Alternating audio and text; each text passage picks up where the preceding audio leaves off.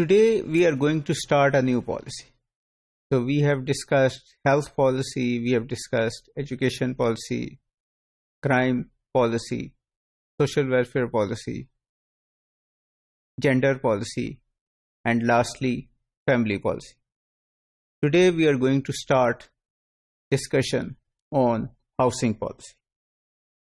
So, why housing is important? A safe, decent, and affordable home is essential for a family. It's difficult to think of a family without a house.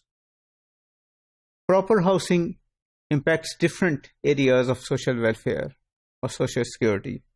For example, it affects health, vaccination. So most of the children who are not vaccinated because of the fact that they are moving around. They don't have a home. So when the vaccination teams come, they can't trace them and locate them. Housing means safety from extreme environment.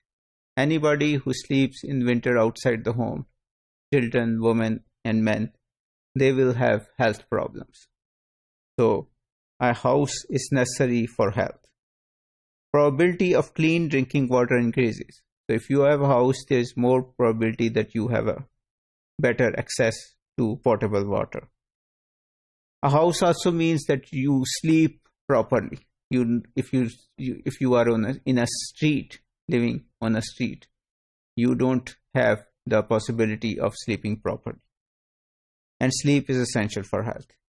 Again, malnutrition is also related to housing. And safe birth is also related to housing, as pregnant women who are moving around cannot access a birth attendant or a doctor or a nurse at the time of birth. So all these things related to health are in fact also related to housing. Housing also affects education. So movements means disruption or end of schooling. So if a family moves from one area to another area regularly, it will not be possible for children to have access to education.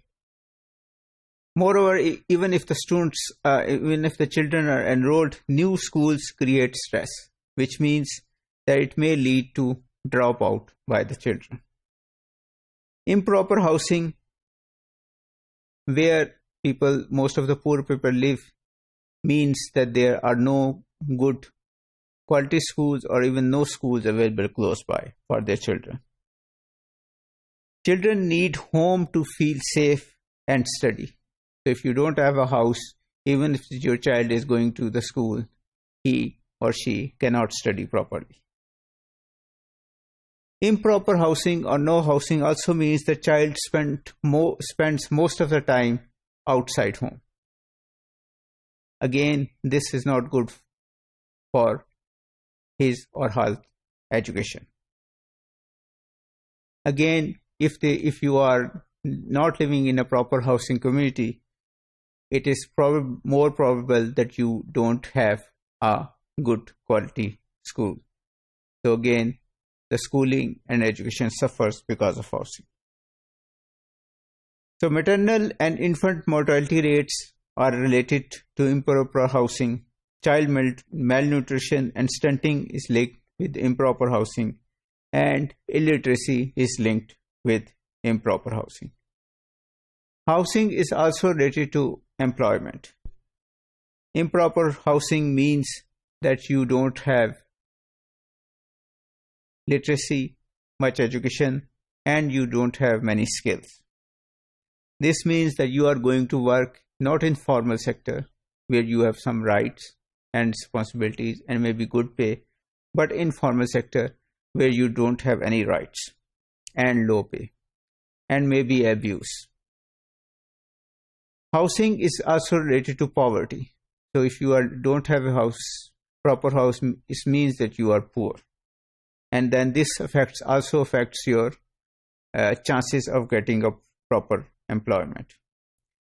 Improper housing also means that you live far away from the areas where good employment opportunities are available.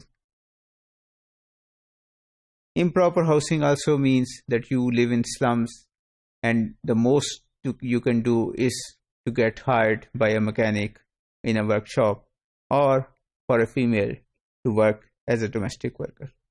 So if you look at all these things, health, education, employment, they are all related to housing. So if you don't have a proper house, you don't have all of these. So this is why housing is very important for social welfare. Thank you.